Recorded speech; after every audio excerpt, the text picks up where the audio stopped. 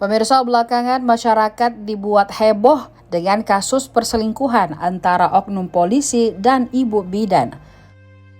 Hubungan terlarang bidan puskesmas dan polisi di Purworejo, Jawa Tengah itu sontak menjadi pembicaraan.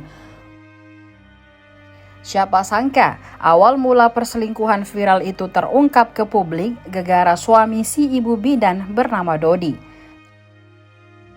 Pengacara Dodi, Agus Triatmoko, mengatakan kliennya mencurigai sang istri berselingkuh lewat pesan WhatsApp. Dari awal Dodi sempat membiarkan hal itu, namun ternyata sang istri semakin menjadi-jadi hingga membuatnya meradang.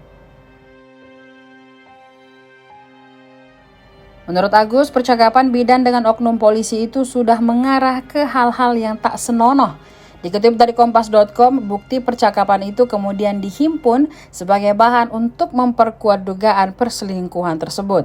Agus menjelaskan pihaknya sudah melakukan pengaduan ke Kepala Puskesmas Bragolan, tempat istri Dodi bekerja. Dari hasil pengaduan, istri Dodi mengakui telah berselingkuh dengan oknum polisi tersebut.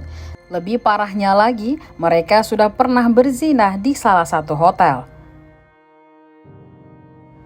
Karena kasus ini melibatkan oknum polisi, Agus juga melapor ke Propam Polres Purworejo. Sementara itu, Wakapolres Purworejo Kompol Antonius Aldino mengatakan pihaknya sudah memproses laporan dari Dodi.